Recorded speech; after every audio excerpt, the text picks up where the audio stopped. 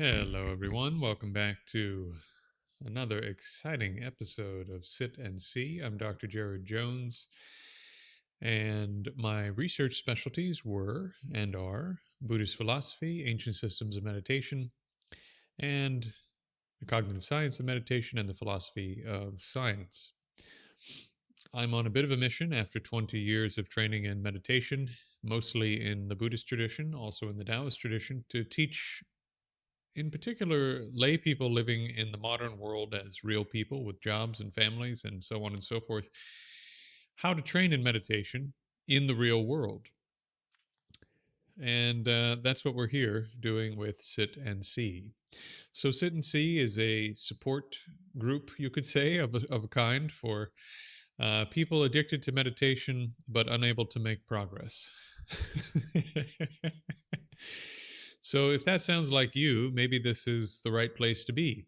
Um, what I found is that there are quite a few people who have the determination, the effort, the willpower to train in meditation, but they don't have the right techniques. And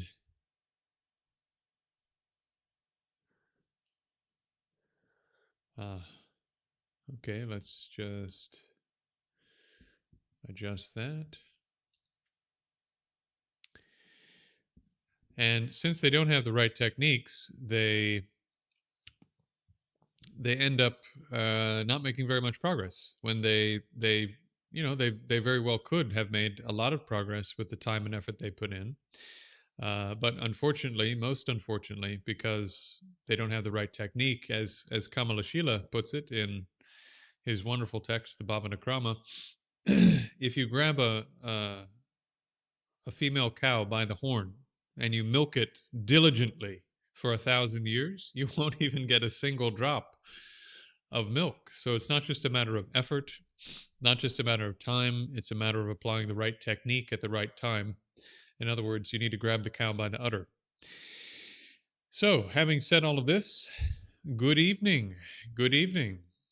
Yeah, I think there was a little latency in the beginning because I'm still working on editing the most recent piece of content. Should be out in the next couple of days. I'm rendering it in higher definition, and that takes up a lot of processing power. Anyways, so what are the right techniques at the right time?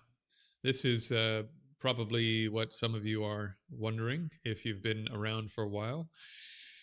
There are a lot of techniques that are taught quite commonly that are difficult and maybe impossible to make really sort of profound, deep, systematic progress in all of this. And they're taught quite frequently, they're taught quite widely, and I want to do my best to at least offer my opinion after some years of doing this on a better way to do things.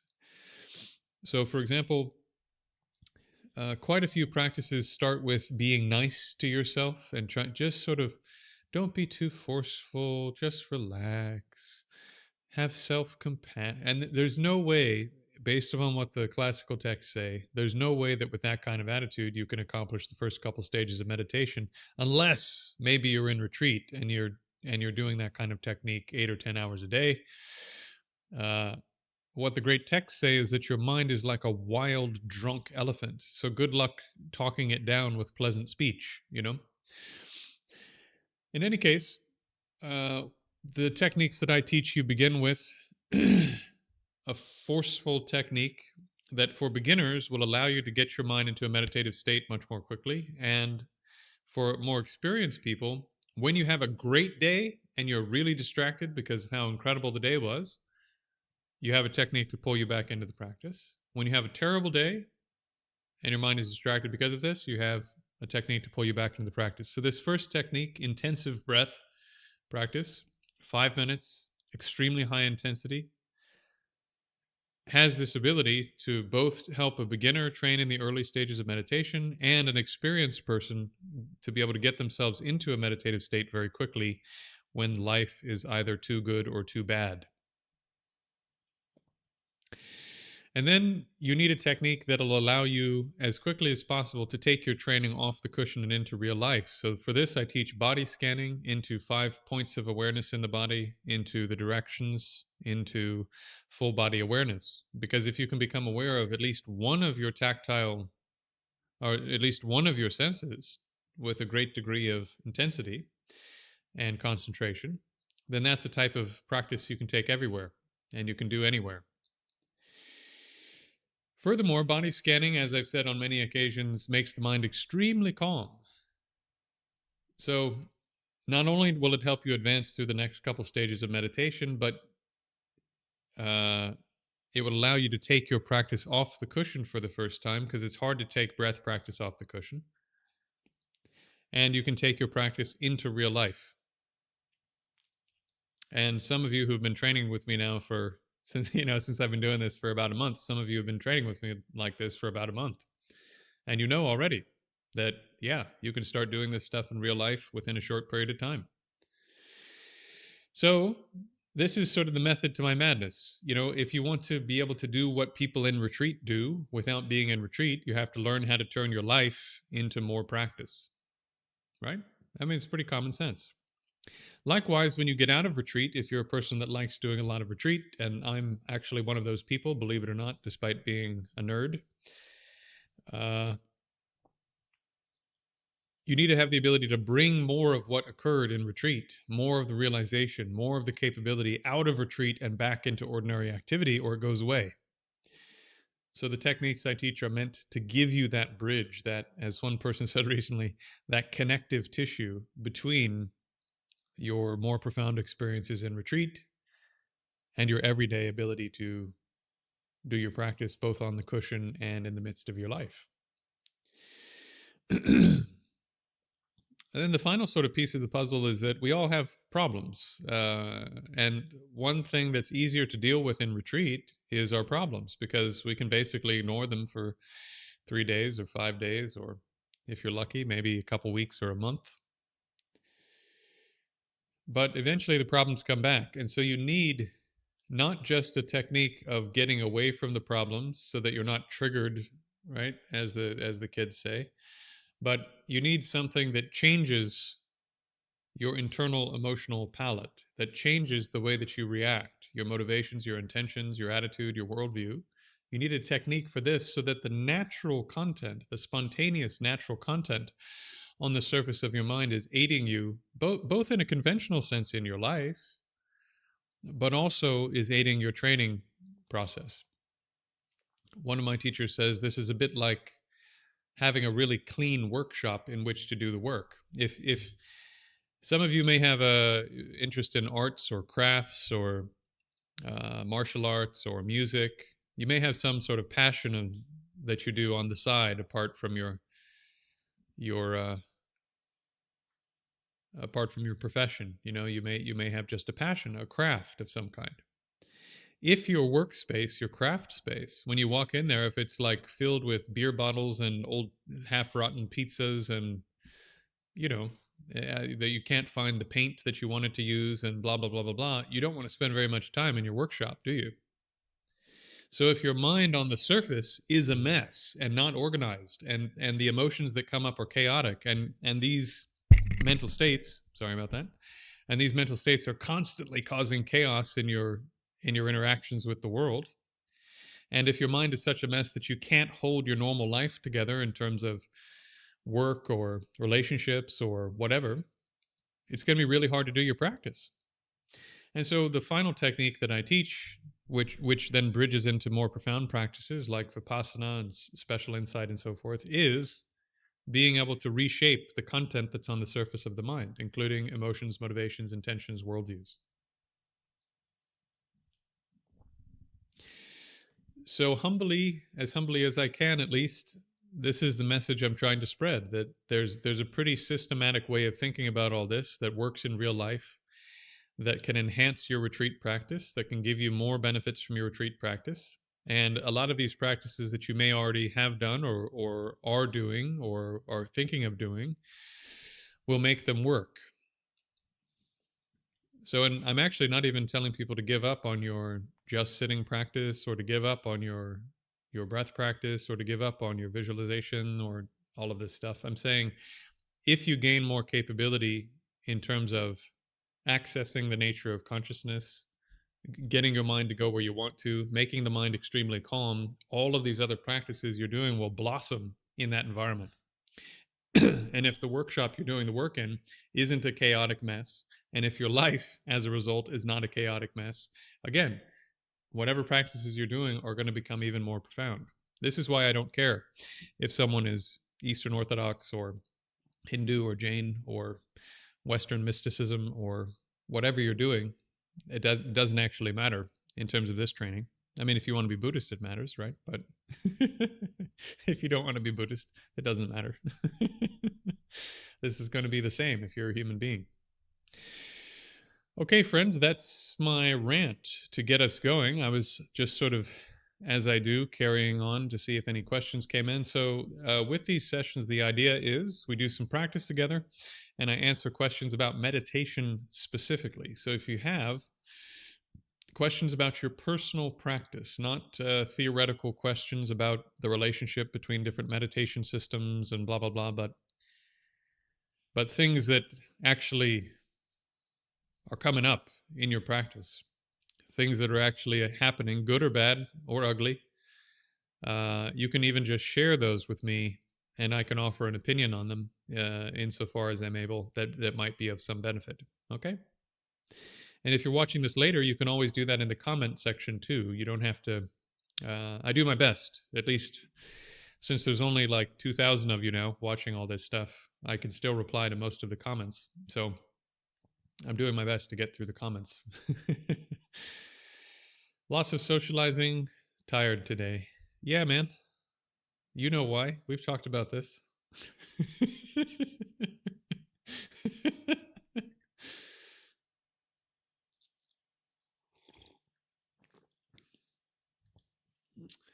Okay.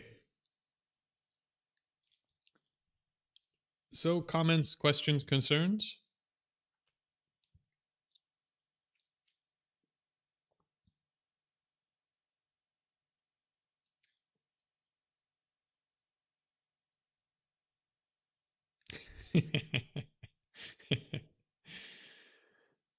uh, yeah, I can tell. I can tell, Cleric. You're a very normal person.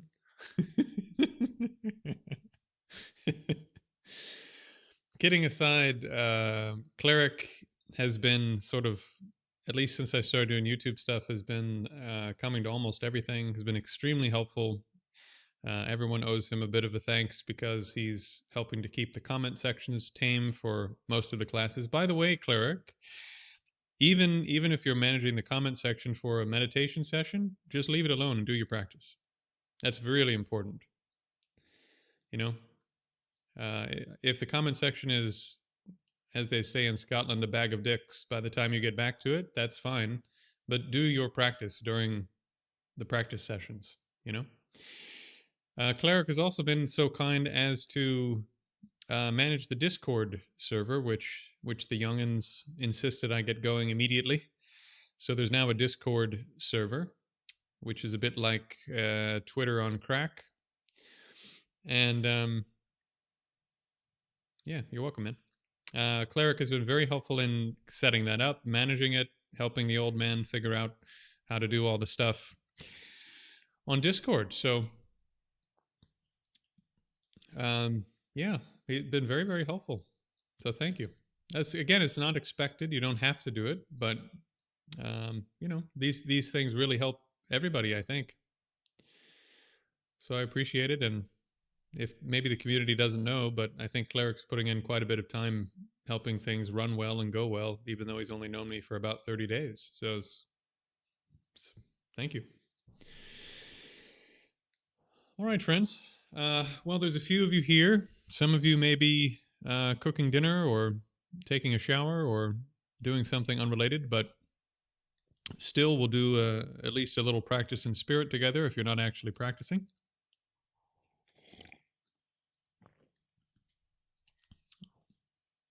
Are there any questions before I get going?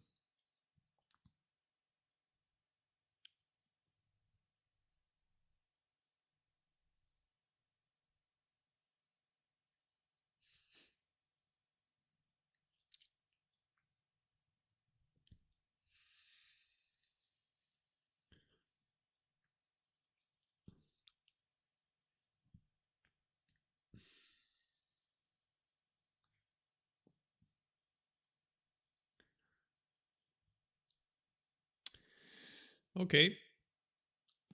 Well, if there are no questions coming in, we're hitting, yeah, we just hit the 15-minute mark.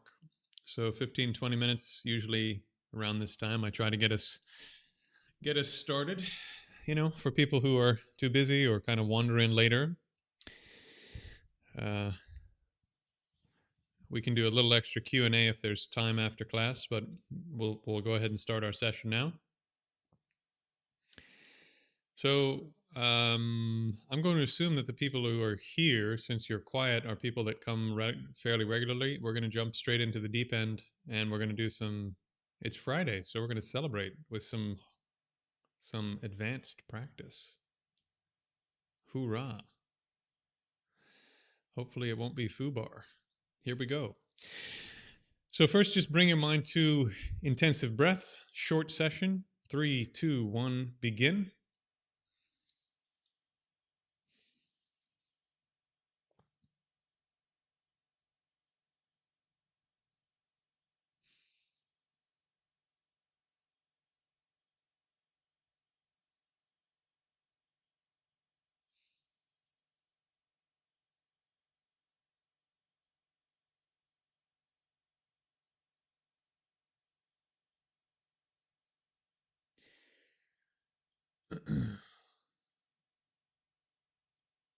Put your mind in the left foot. Spread your awareness up the leg, maintaining the left foot until you get to the left hip, and then hold the whole left leg.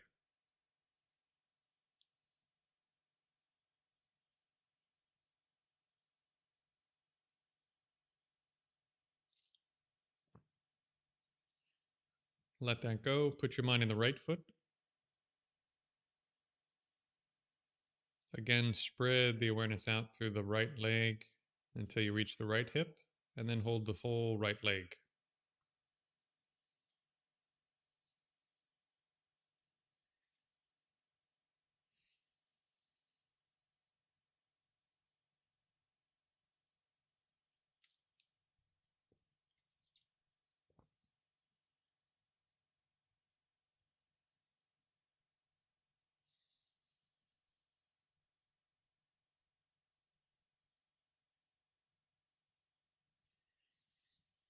Let that go. Hold the front and back of the pelvis. And if you wonder what I'm saying when I refer to the pelvis, put your mind in the back of your body in particular and feel where the top of your hip bones are. And then just draw a line around, and everything from sort of the hip bone tops down in the front and back is what I'm referring to. And once again, to be a little bit persnickety, the bone from your leg coming into the hip joint is not part of the hips. That's your leg. So if you can, you want to get just the hips, pelvis, front and back, not the hip joints, which is why we do the hip joints when we do the leg. If you can't do that, don't worry about it. Just put the mind into whatever you can feel when you put the mind in the back of the hips and the front of the hips.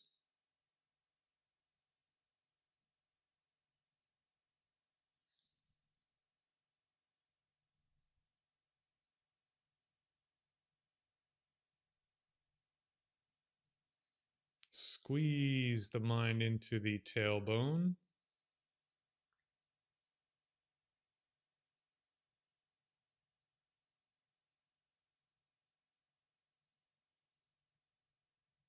Anus.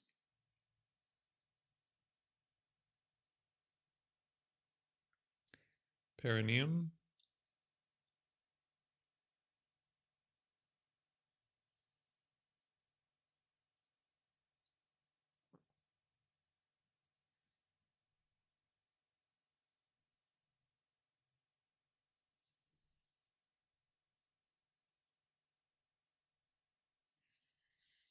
And the sexual organ, whether you are male or female, just scan through the whole organ inside and out, and then come to rest at the tip or the most sensitive point.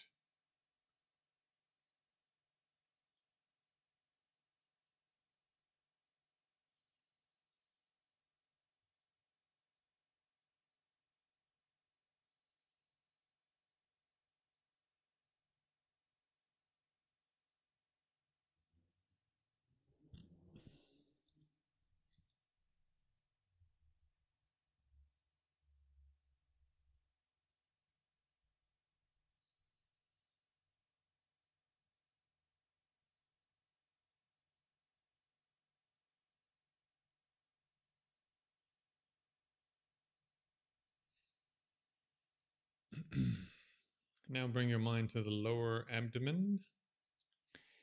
And when I say this, I don't mean the hip portion, which we already covered.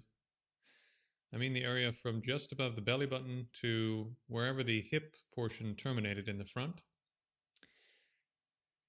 And above your hips in the back, but below the diaphragm in the back.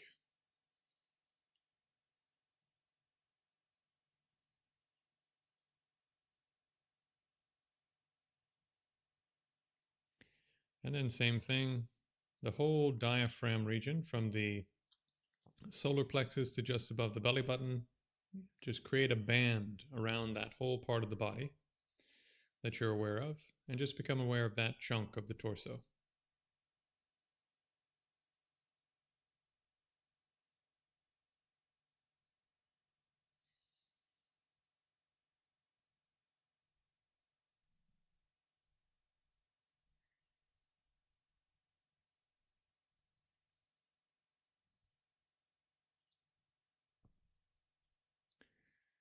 And then put the mind in the chest, in the front. And as best you can, the shoulder blade, in my way of thinking, is part of your arm. So as best you can, slide the mind underneath the shoulder blades on both sides and become aware of just the whole barrel of the chest. So not the collarbones, not the shoulder blades, not the shoulders, just the chest, as if you had removed both arms.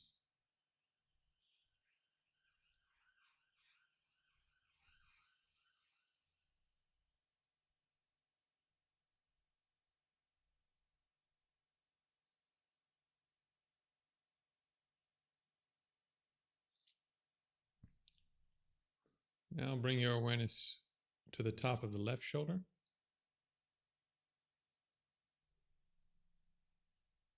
And stretch it down from there to the left hand. Become aware of the whole left arm.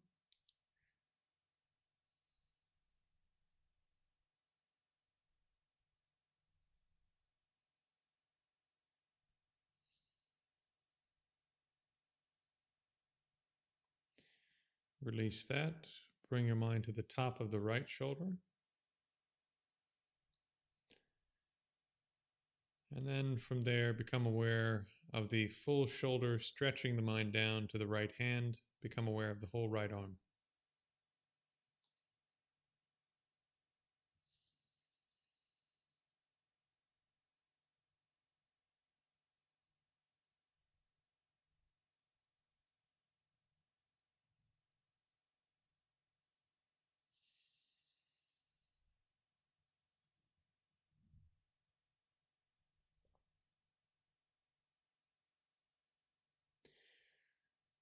Bring the mind now to the lower third of your neck. I like to spend a little more time here because as modern people, we often stare at screens, have bad posture, and quite often suffer from mild social anxiety. And quite a bit of that tension is stored, in particular, in the back of the lower third of your neck. So, in particular, even though you're aware of the entire lower third, put a little bit sort of 70-30 or 60-40, put extra awareness into that lower third in the back. And you don't have to try to release the muscles or anything. Just place your awareness there calmly, firmly, and just rest there with that awareness as you've done with everything else.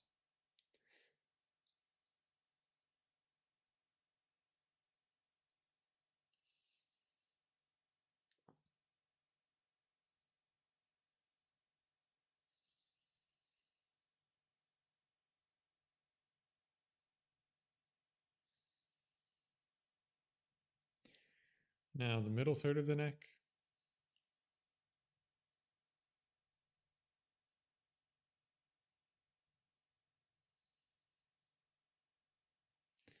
The upper third of the neck.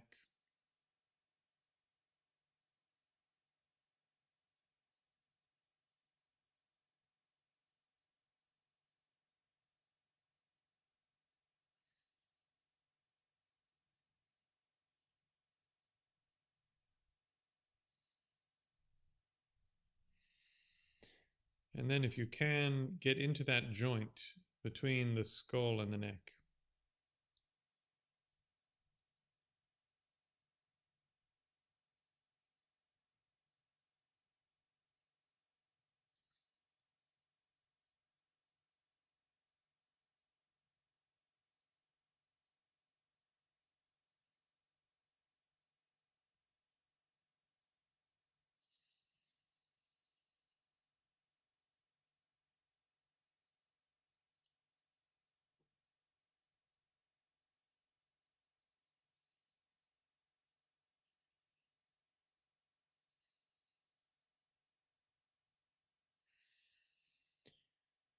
And then, for the sake of time, just become aware of the whole skull, including the jaw, inside the mouth, the throat,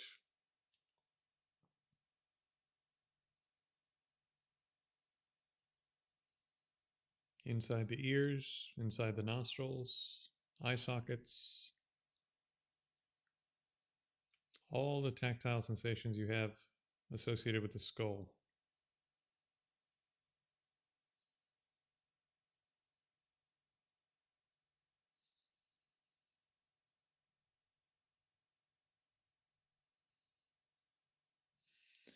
And bring the awareness to the top of the skull.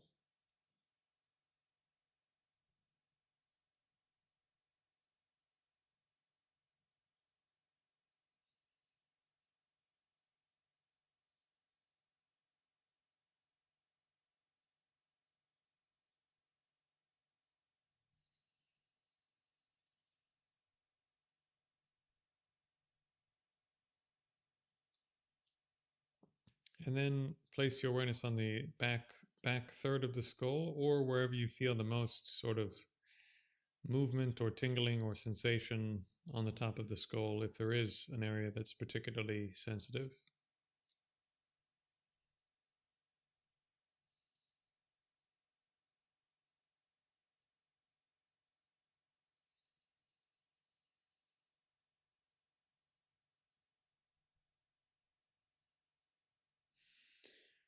And then from there, stretch your mind down to both hands.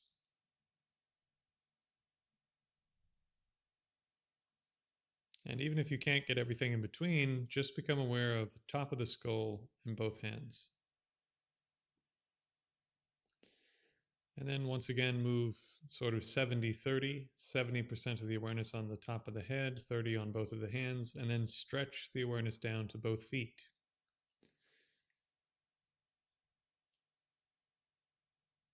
And hold the awareness now on all 5 points.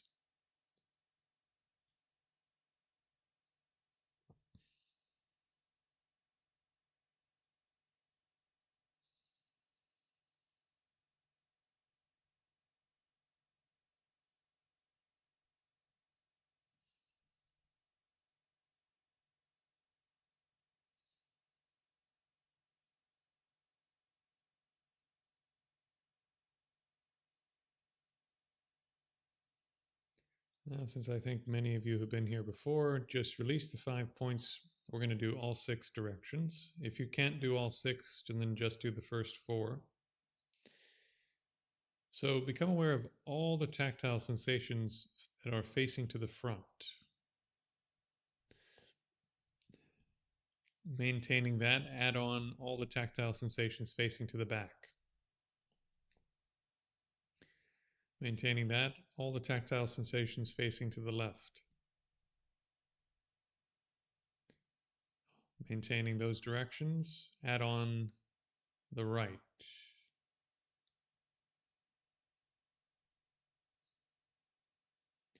Maintaining those 4 directions. If that's already too much, then just stay there. Otherwise, add on everything facing upward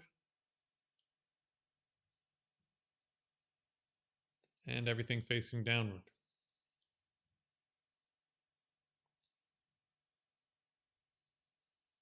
Holding 6 points is not easy, so they may be a little bit, holding 6 directions is not easy. So if they're a little bit hazy and sort of sparking in and out of existence, you could say, that's okay. Just do your best to maintain all 6 directions of awareness open at the same time.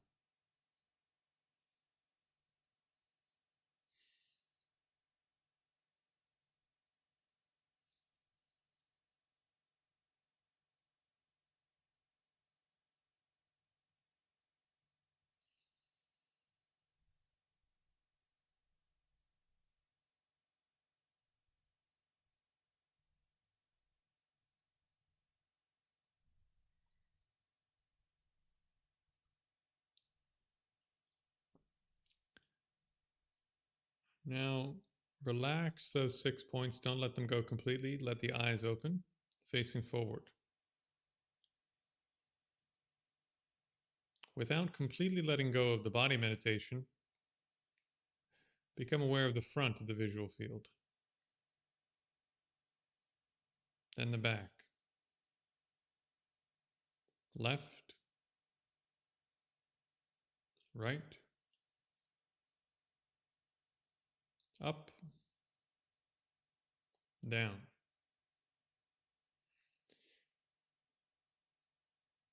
Now, with both body and visual, front, tactile visual, back, tactile visual, left, tactile visual, right, tactile visual, up, tactile visual, down, tactile visual.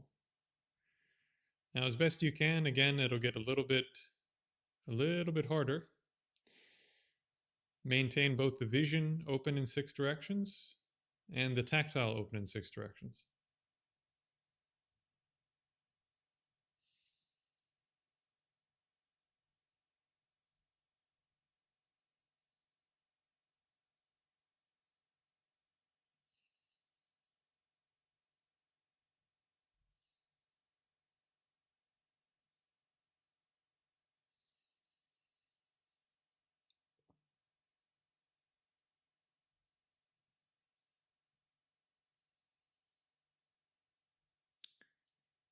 Keeping 20 or 30% of your awareness on visual and tactile, bring your awareness now to hearing.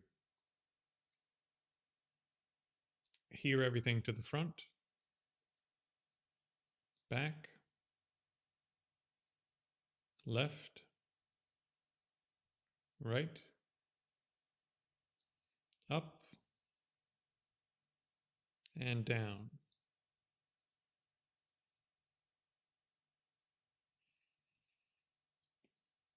Now establish all 3. Front, tactile, visual, auditory. Back, tactile, visual, auditory. Left, tactile, visual, auditory. Right, tactile, visual, auditory. Up, tactile, visual, auditory. Down, tactile, visual, auditory.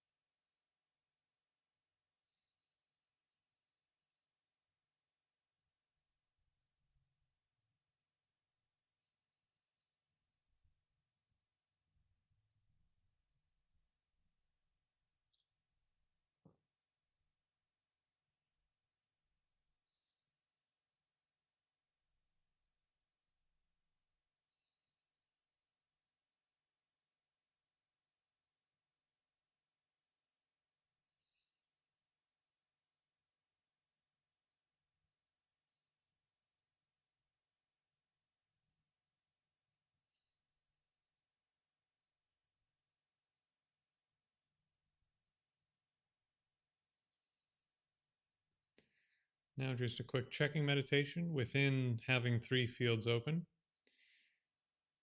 When I say checking meditation in this context, I mean that you're going to cycle through sort of 70-30, 70-30, 70-30 in terms of where your bandwidth is allocated. So put 70% on the body, don't lose the other 2.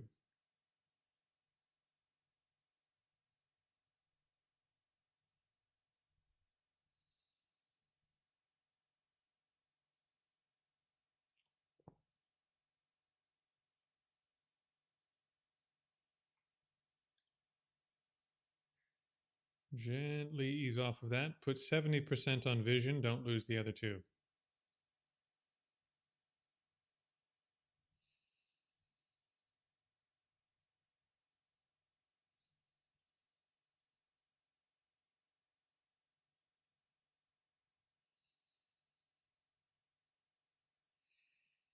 Ease off of that. Put 70% on hearing. Don't lose the other two.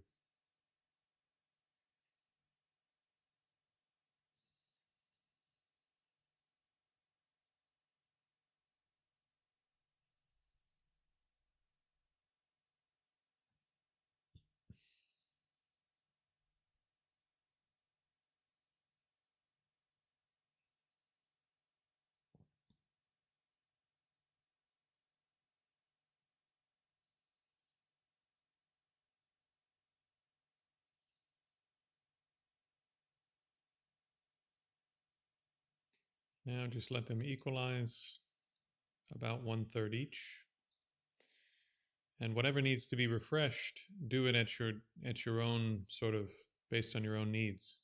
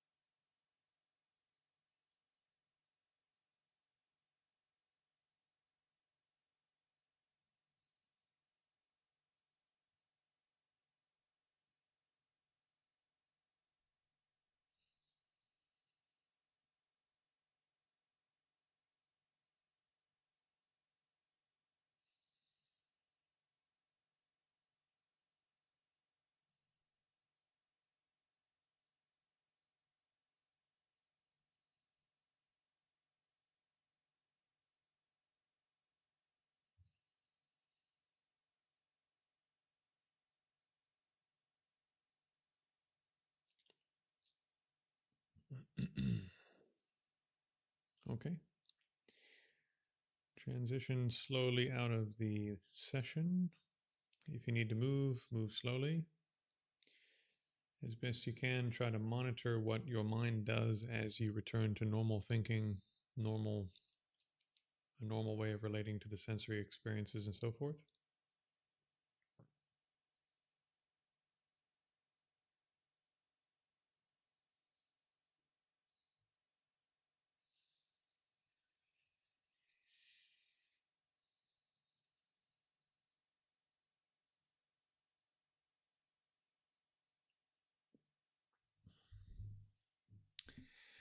Hey, Dylan. Good to see you. It's both. Sometimes, for no reason at all, something really important, seemingly for no reason at all, something really important happens.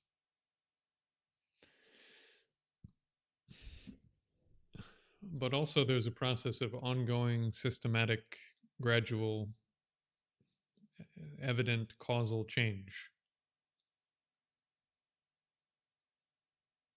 And the better you get at that, the more frequently these other experiences occur.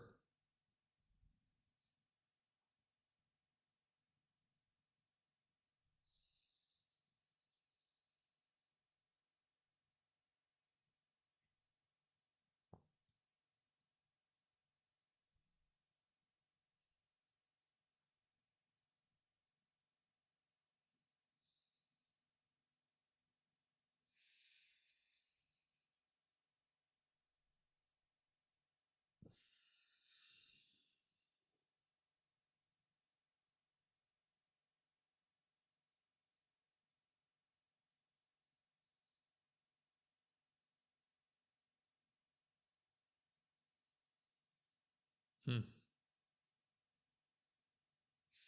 I'm not sure what you mean.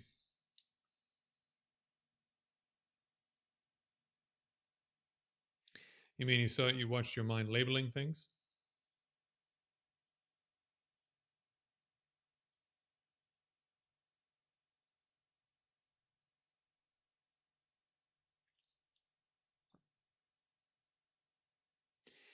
You're welcome. Yeah, it's. I had a phone call with somebody recently who is new to all of this, and they really wanted to do the Buddhist part. And I got to talking to them about all the training, and we spent maybe 40 minutes talking about the training. And then they said, "When are we going to start talking about when are we going to start talking about the religion?" And I said, "We've been talking about it for 40 minutes. The magic is that it's cause and effect. The magic is that it's actually logical, straightforward, real stuff that you do with yourself, and you change because you did that stuff. And at some point, the changes are so dramatic and the quality of experience becomes so different, we need to start talking about it as if we're talking about religion, because there's it just doesn't sound normal anymore. It sounds like you're talking nonsense. It sounds like you're talking in poetry. It sounds like you're talking in allegory. It sounds like you're talking in myth, but you're not. It's just what happens when you do this stuff. Does that make sense?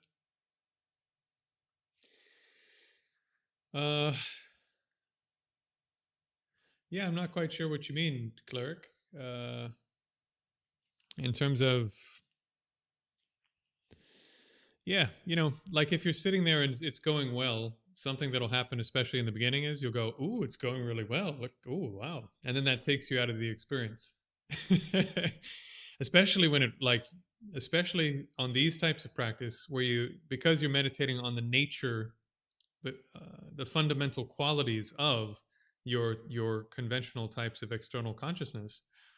One of the things that happens is you have non-dual experience, and as soon as you have your first non-dual experience, almost immediately you get blown out of it because you go, "Whoa, what the hell is this? That's incredible. Where did everything what?"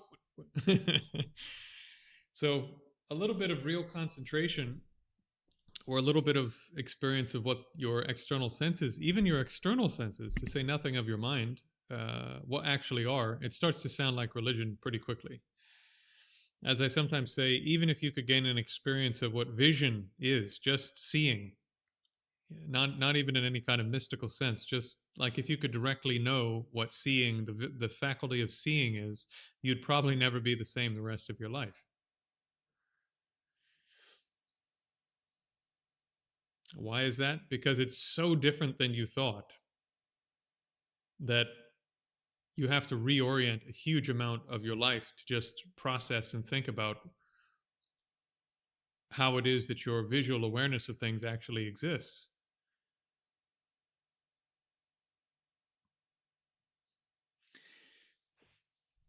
So, yeah, I'll give you a brief example of this. So, one of my students, who's a Eastern Orthodox practitioner, he's done a lot of internal martial arts, so he's very aware of his body.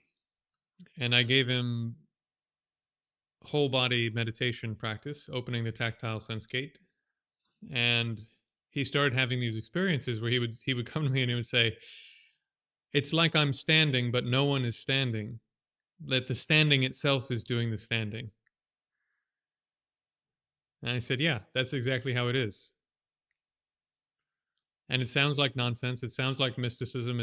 But it's actually really straightforward. Your tactile awareness is the thing generating the experience of tactile awareness, not the world. The world is stimulating you in a certain way, but the actual experience that you have as a body comes from the mind side. It doesn't come from material side.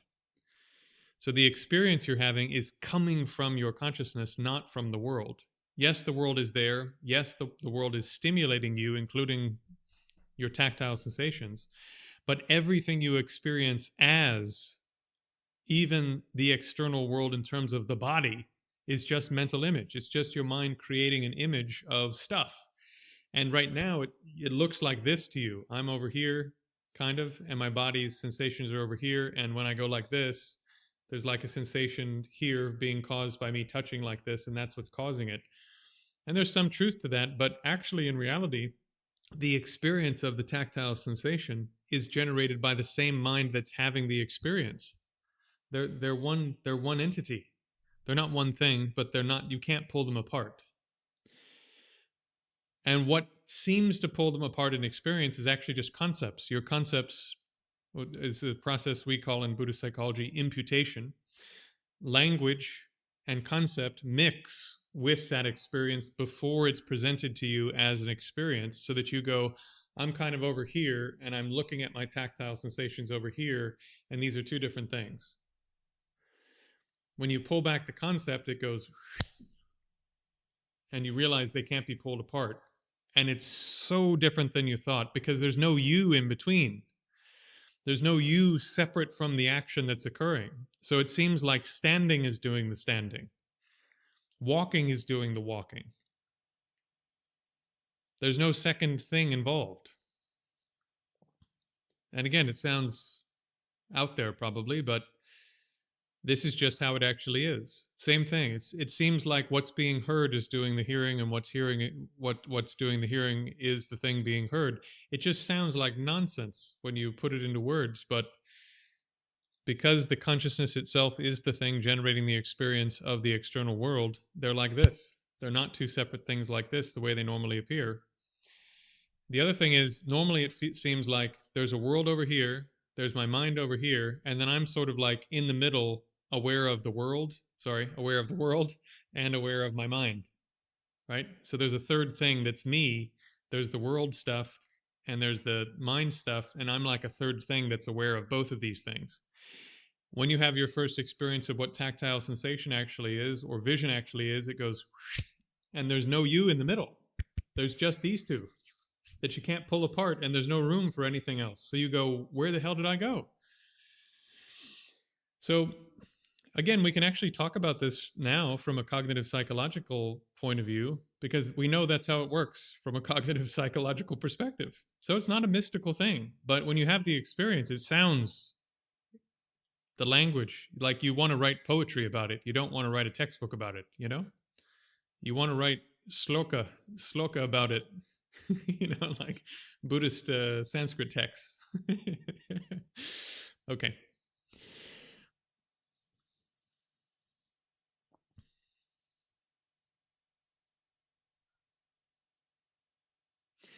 So important to say, I'm not a medical doctor. I have a PhD in technically theology and religious studies, but my PhD is interdisciplinary between Buddhist philosophy and Western philosophy. So it's basically a philosophy degree, despite the title. Um, and then, like I said, during my master's degree, I took a couple of different ancient systems of meditation and applied them to modern debates in modern cognitive science. So I'm not a scientist and I'm not a medical doctor. That's important to say. That being said, as a PhD, um, I don't know. Sam Harris has some interesting ideas. You know, he has some I think actually pretty good teachers in terms of his training on the Buddhist side. And I've heard interviews from him where he's talking to other Buddhists actually, and he gets much more, like, his statements about this stuff get much more interesting. And I suspect that when he's presenting his more secular case for this stuff, that, I don't know, that he actually has questions about it all, even though he's more convinced by the secular point of view, if that makes sense. I don't know this for sure, but I've seen some interviews where I go, you're actually leaving room for some of this stuff there that is basically religion, you know?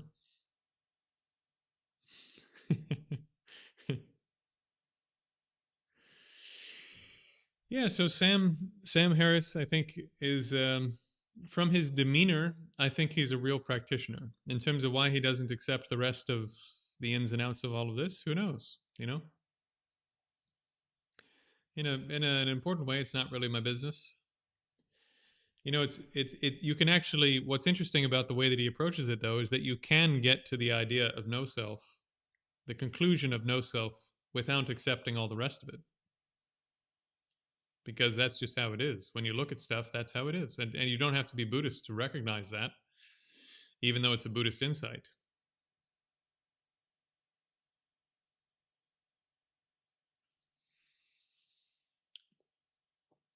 Which is also why I don't really care what traditions people are coming from. If you come to hang out with me and we train together and you have experiences, eventually those will become Buddhist experiences, even if you're Christian. So it's fine with me. And you can carry on believing in whatever you want. You know, I want people to gain realizations, not become Buddhist. If you want to become Buddhist, that's cool too, but I want people to gain realizations, to have good character, to train their minds, and to realize what they are. And you don't actually have to accept all the things that I think are true to do that part of the work. At some point, you might some of you come to agree with me that Buddhism is the most correct approach, but that's not something you need to do today. There's a lot more. There's so many other things that you can do and probably should do between here and becoming Buddhist, if that's the direction you're headed. Unless it's just sort of exploding in your mind and your heart somewhere that you need to go and train in Buddhism, then, then go do it. Okay. All right, friends, we have reached 9:30, although I did start late, so I'll hang for another 10 minutes with you guys. Are there more questions or comments, concerns, things coming up in practice?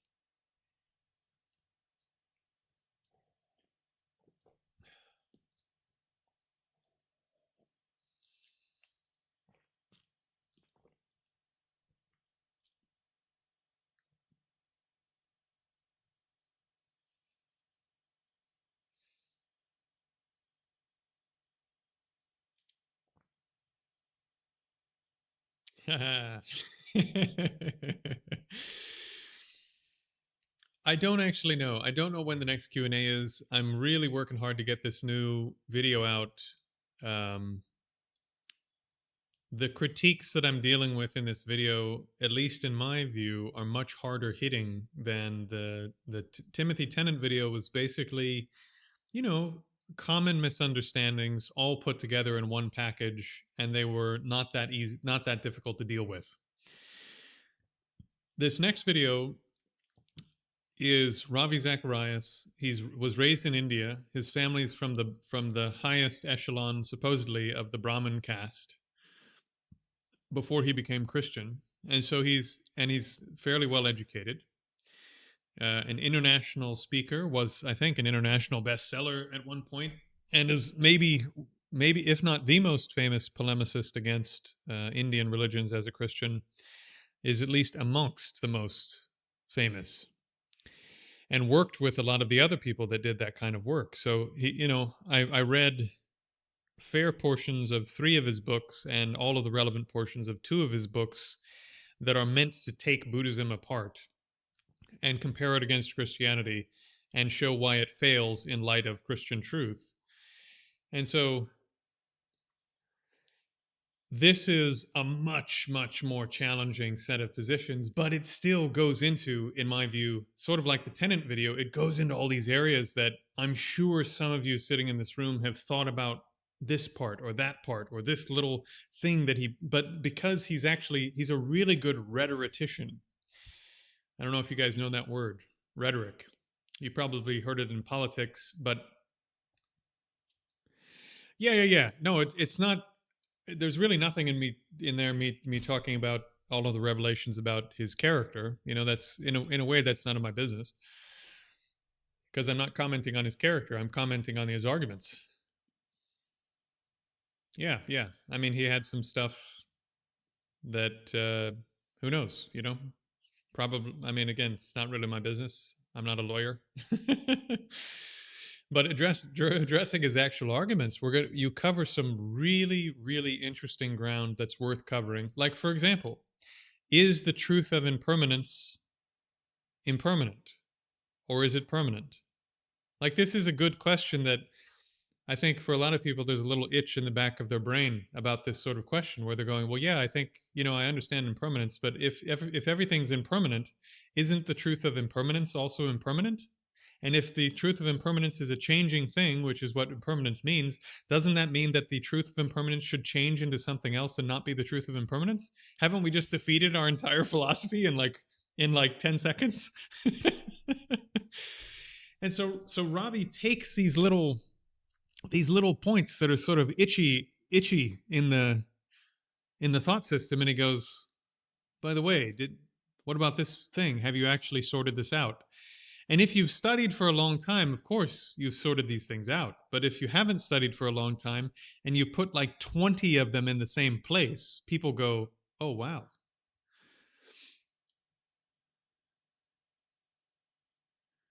Did he really? What's Nagarjuna's answer? I've read that text. I think I've read it in almost its entirety, but I don't remember his answer in that text.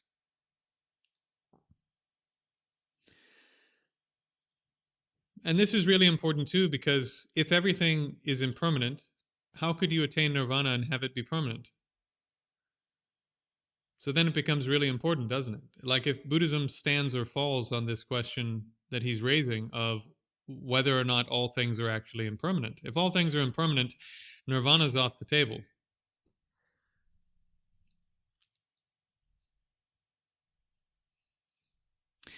So there are just a bunch of issues like this. I could drop them all here and leave you all scratching your heads, especially the Buddhists in the room. Maybe we'll have a good cry if I were to lay them all out without the answers right next to them. Because again, there are these little itchy points, these little sort of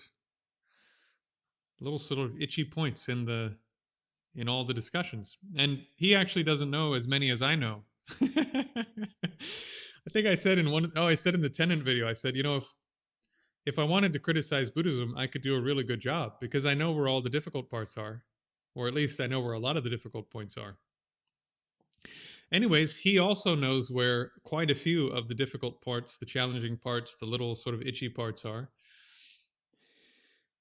And the reality of life is, if you can make someone itchy enough, then they get up and leave because it's too uncomfortable. So rhetorically, if you can prepare a case, if you can prepare an argument where you put a whole bunch of little things that somebody can't solve in front of them, that creates a critical mass where they have to go, okay, there are too many contradictions here, too many unsolved things, too many this, too many that, and then they go to do something else. So he's very good at doing that. I mean, as a rhetorician, as a person who's good at moving someone's mind, creating the emotion, creating the doubt, creating the sort of reaction that he wants to take people in a certain direction. He's extremely skilled at this. So it's a good video, I hope. I threw in a couple entertaining moments since it's the internet. Hopefully you'll appreciate that. And yeah. Huge amount of information. Actually, way more research than the previous video, way more detail. You probably want to watch it like 5 times just to get all the details out of it. Okay, let's see what's happening in the comment section.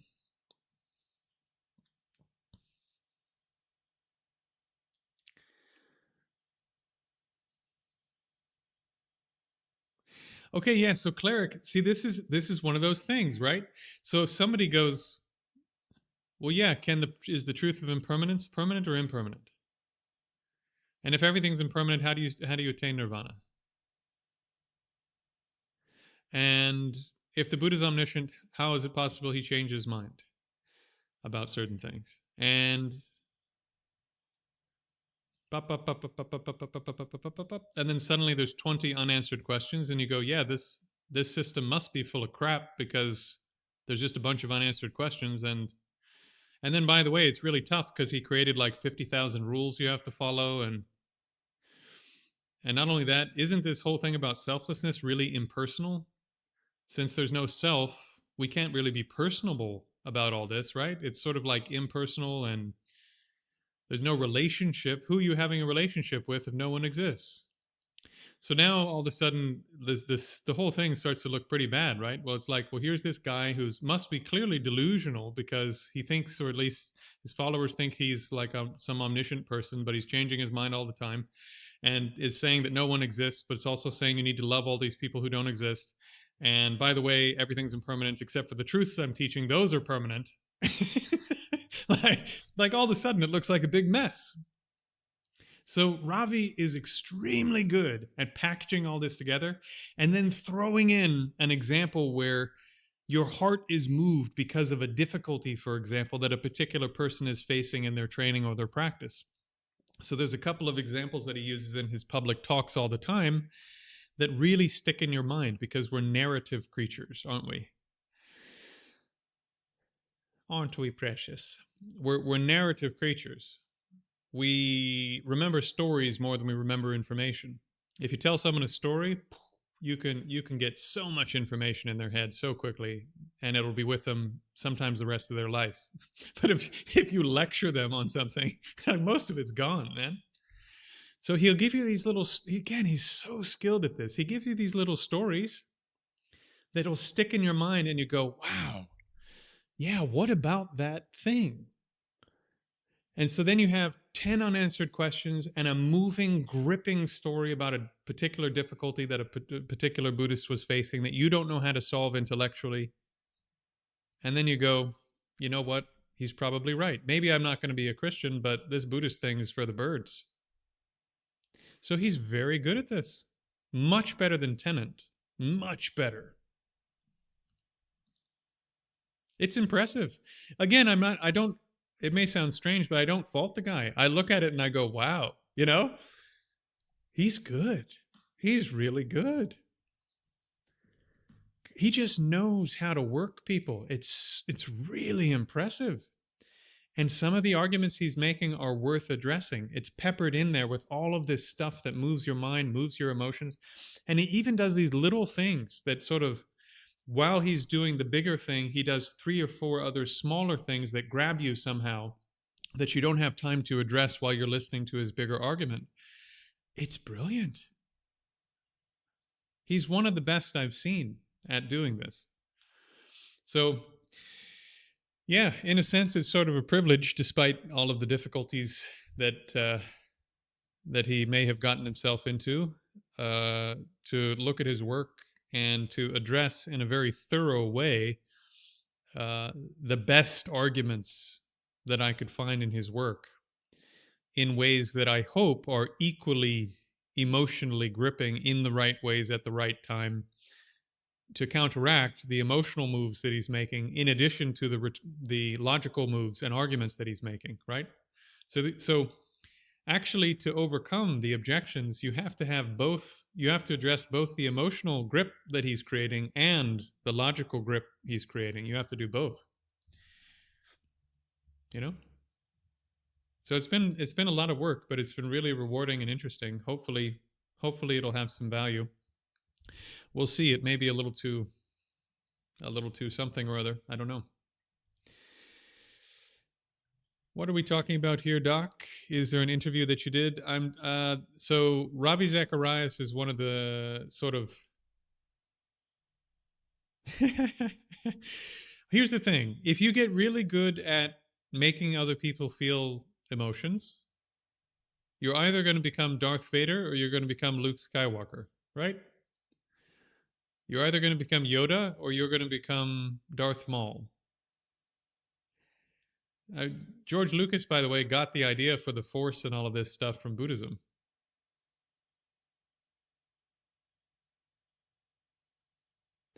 Like if you get good at understanding people and how they work and how they think and whatever, you're either going to hurt people with that skill or you're going to help people with that skill. There's not a lot of room in between to just do nothing with it. And again, like I said, he's one of the most convincing people that I've seen in terms of these arguments. His ability to create these kinds of arguments. He's very good at moving the heart in addition to moving the mind. So, yeah, hopefully what I've done will be valuable. All right, let's see. So, Dylan, what I'm addressing is the best arguments and rhetoric from Ravi Zacharias that I could find, either where he's trying to move the heart or he's trying to move the mind in order to persuade the audience that Buddhism is basically a bunch of contradictions and stuff that hurts people. Like, I'll give you one example. No, I won't give you an example. In a couple days, it's coming out, and you can just sort of take it in when it comes out. I had to do some work on it at the last minute that pushed it back by maybe a day or two. So we'll see. Okay. I could be the skeptic that pokes holes in stuff, but I think, frankly, I'm being welcome to do something that's genuinely sacred to me. Yeah, I mean, the thing is, I can poke holes in things too, but the bottom line is, my invitation to people is just as it says here, come and do it and see what happens. It could all be BS. It could all be total nonsense. But why not just turn up and try it and see what happens? And if the stuff that I said was going to happen happens, then you have some reason to believe me when I say there's even more religiously seeming stuff that happens if you carry on with this, that frankly, as a younger person, I couldn't even make myself believe, even though I wanted to believe. I couldn't make myself believe some of the stuff I was hearing. And now I do because I've had certain experiences with my teachers, with fellow students, blah, blah, blah, blah, blah. Or I've reasoned my way through finding solutions to things I thought were unsolvable. You know? Okay. Chogyam Trungpa. I don't have a firm opinion on Trungpa. I don't have a firm opinion. I don't know.